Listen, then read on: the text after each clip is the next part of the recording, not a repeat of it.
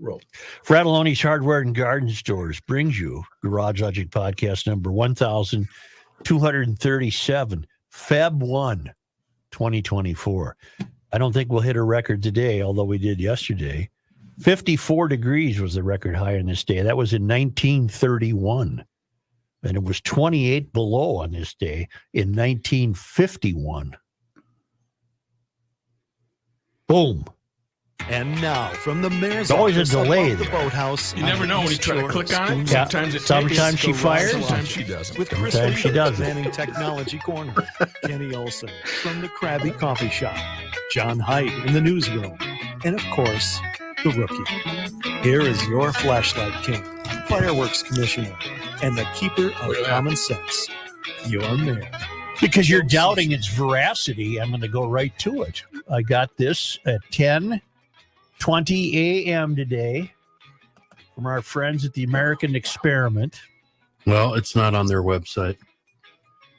Governor Tim Walz and his cronies in the legislature are proposing a new stealth gas tax that will be worse than California's crazy fuel standards. This new, more extreme proposal has been rebranded as a clean transportation standard that will make Minnesota's mandates the most extreme and most expensive in the country, surpassing California, Oregon, and Washington. They want to raise the cost of gas in Minnesota by 39 to 45 cents per gallon. Wow. For no reason. Wow. For no reason. No money for roads and bridges, no measurable impact on the environment. Legislators are about to start debating this insane proposal. And if you would go to the Center of the American Experiment's website, they have a means by which you can contact your own rep. Who's the author of this particular article? Is it Klon? This is just a bulletin off the top of their website, Chris. I don't know who authored it. Sorry. Right? They have a staff there. It's not on the website. It's not on the website, yeah. Not on the website. Well, why was this sent to me? What website? That's insane. April Groundhog Day Fools. Hey, it is April. Are they? No, it's February 1st. Are they? It's April. Are they trying to drive us away? Thank you. Are they trying to drive us away? Well, I'm more upset by you fellows not finding this on their website. Well, maybe I they just trust- haven't gotten to it yet, or I something. trust you, don't know. Joe. I'd like to read it for myself, but I mean, if you got the email, you got the email. And it's from them, not a listener. It's from them. Yeah. Well, I trust you, and I'm outraged at the thought of this. Want to stay with that? You want to stay with taxes? Me being Huh? outraged? Yeah, go ahead, you jerk.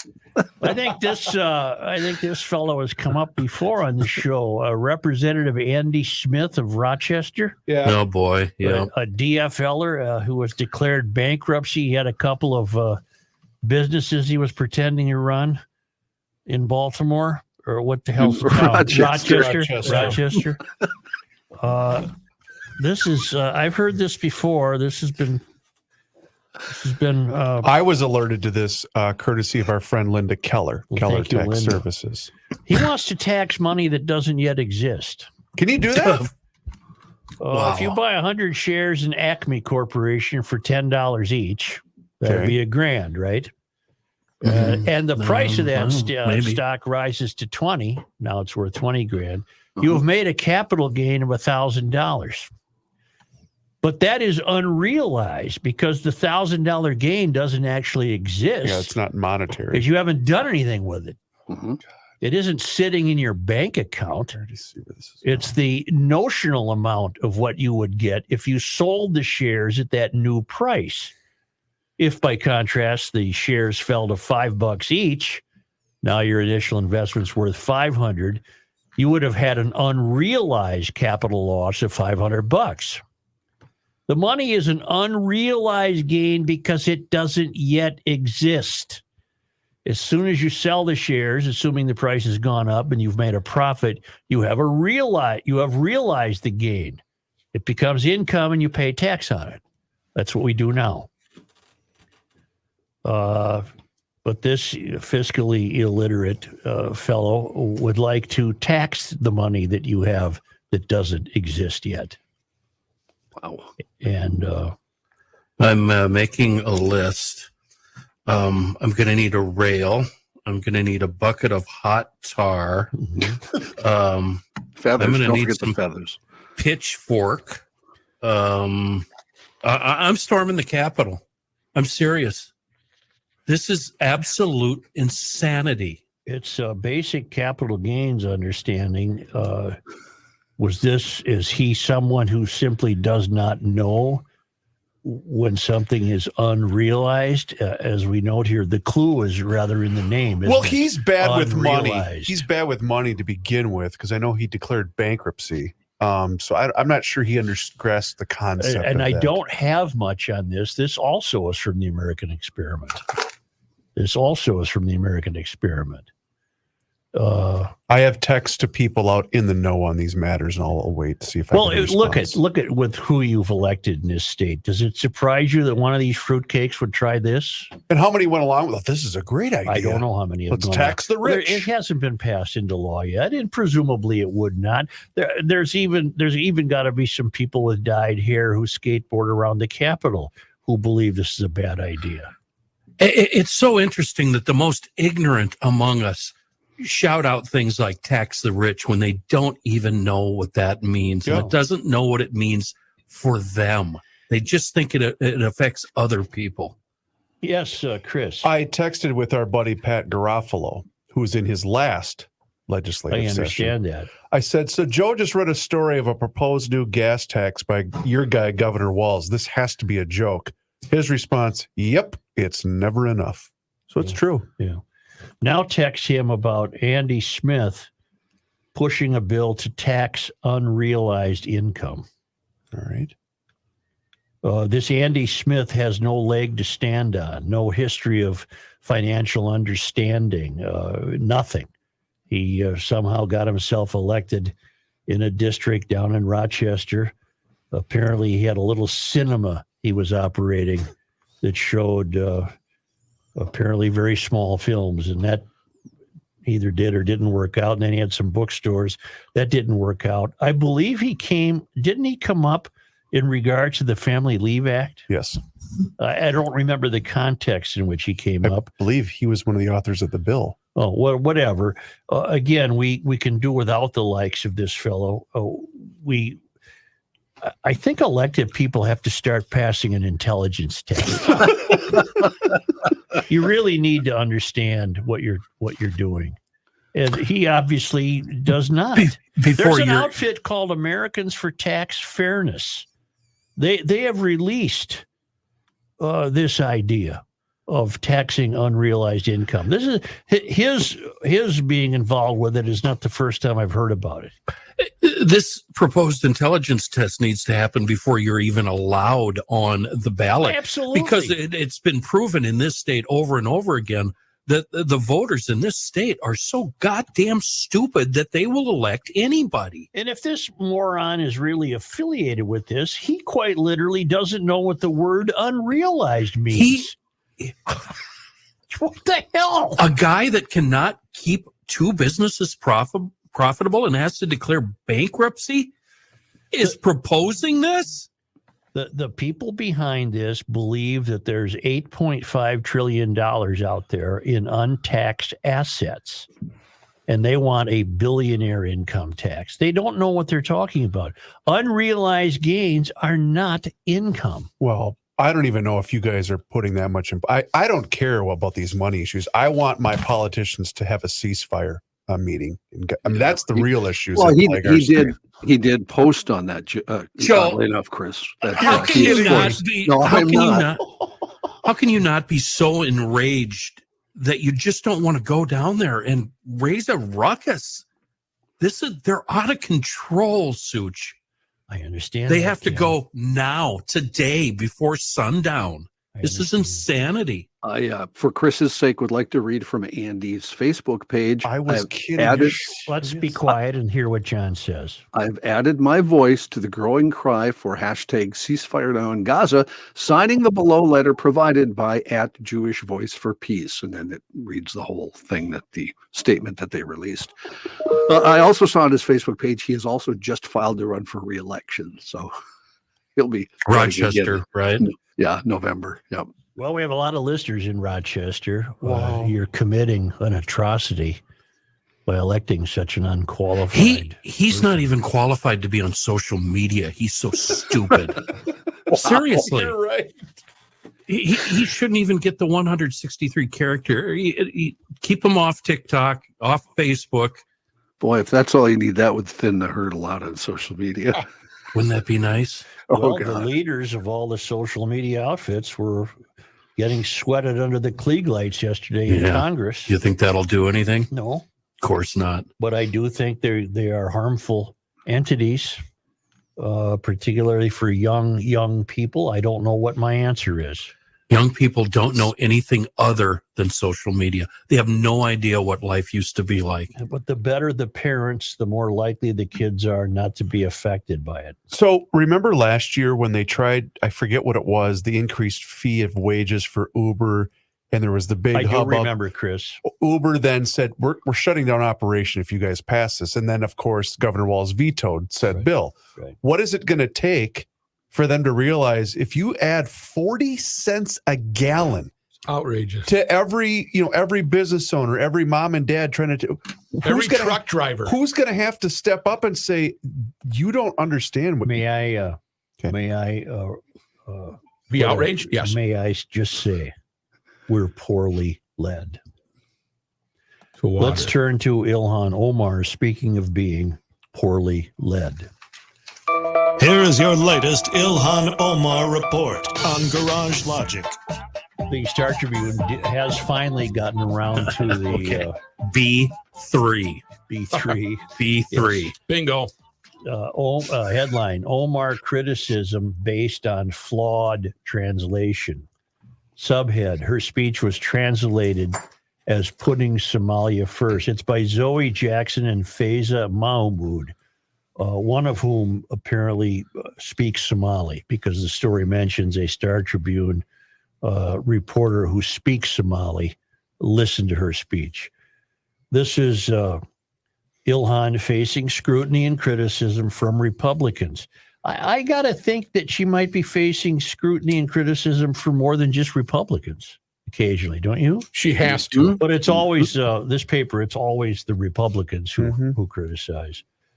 Republicans led by Tom Emmer, whose testicles are in a jar at Mar-a-Lago, have criticized an alleged translation of a speech to a room full of Somali supporters in Minneapolis last weekend, with Emmer calling it anti-American. Okay, Omar said the translation accompanying a video of that speech that went viral was slanted and completely off, and the Star Tribune is racing to the scene to correct that on her behalf. The speech was held at an event at a Hyatt Hotel in downtown Minneapolis, January 27, to celebrate the recent election in the region of Somalia known as Puntland. Omar's comments turned to a port deal between landlocked Ethiopia and the breakaway Republic of Somaliland that's left the entire Horn of Africa on edge.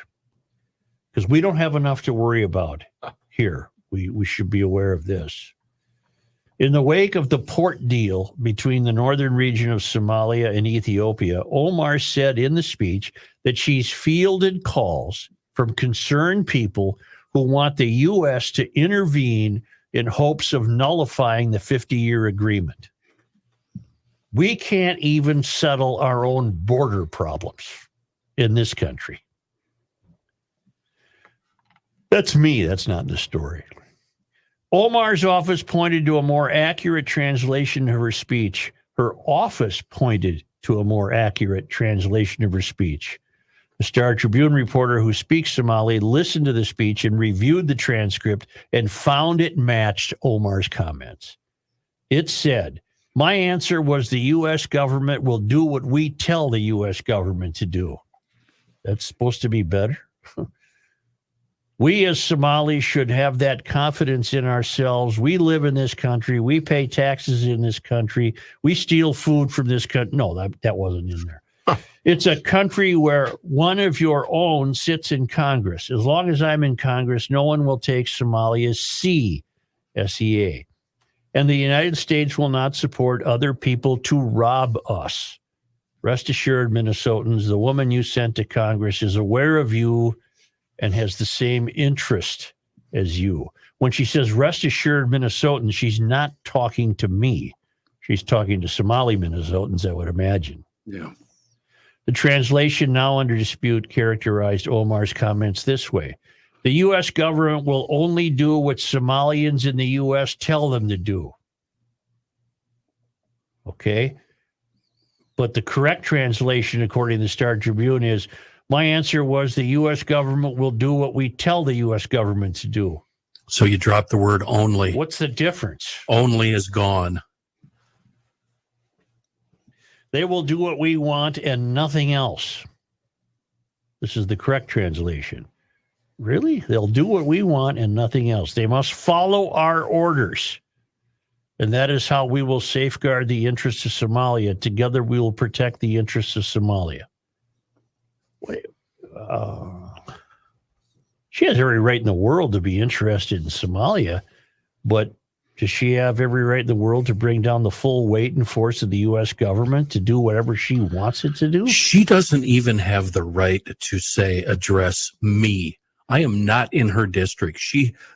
Including all of Minnesota is absurd. It's her district, and it's a few people in her district. Emmer has requested an ethics committee investigation into her comments. How many would that bring it to now? I don't know. She's had a few. How many did you need? Emmer's office did not respond to a request for a copy of the ethics complaint.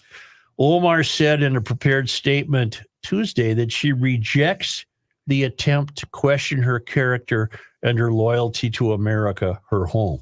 What she's rejected that attempt 100 times.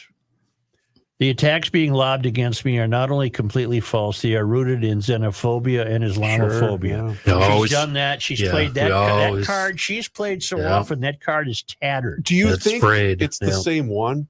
Dog-eared. Same one. She's wearing out that dog-eared card. Yeah. She plays it all the time. Yeah. Here it comes. There it is. Flash it. Yep.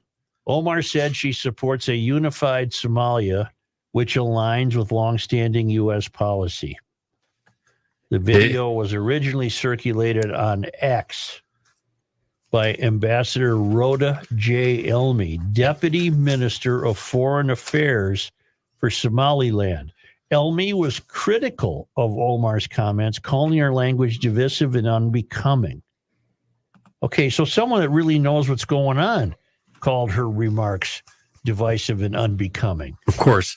Can I address Omar personally? You may. It's not xenophobia. It's not Islamophobia. It's you.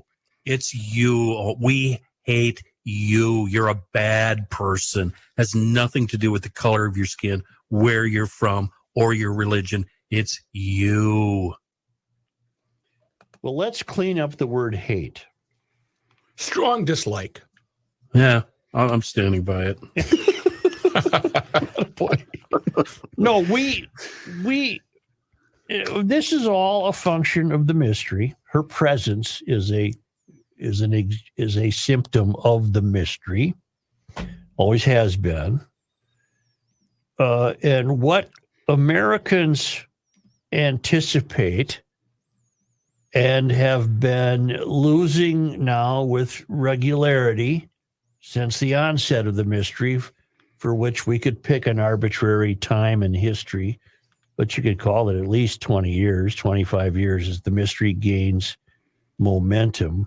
What Americans expect is a worldview shared by their representatives, where America is nurtured and husbanded and cared for and is thought to be a wonderful place full of opportunity and promise And Americans are tired of it being shot down all the time by people criticizing it and ridiculing it, whether they be representatives of the failed academy or politicians or movie stars.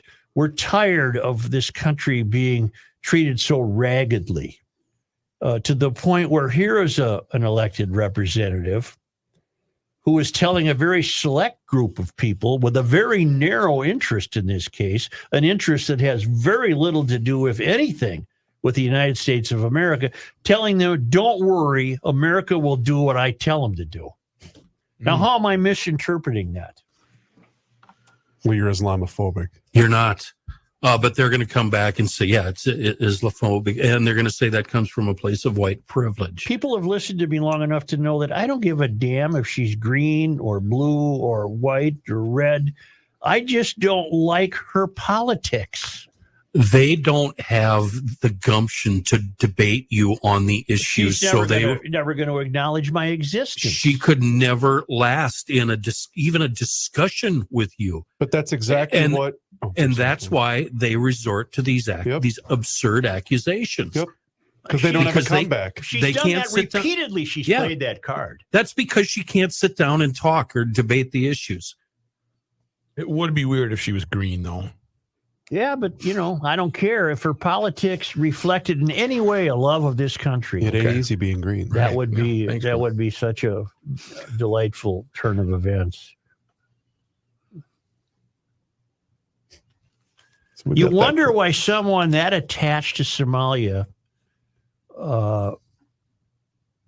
who apparently cares that deeply about Somalia, and apparently has a deep understanding of Somalia, why she wouldn't want to live in Somalia. I'm not being facetious. Why she wouldn't want to live there and work for its betterment rather than hide here in some condo in Minneapolis that she visits every once in a while to keep her hat in the 5th Congressional District ring. Well, in America, she can speak freely. She can't speak freely in Somalia. But why wouldn't she want to go there and turn that around? It would be a noble cause. It would be. Taking the easy road. But save your BS for somebody else, Omar. You're a pain in the ass. She knows how insignificant she is at home and that her nonsense wouldn't be allowed or put up with.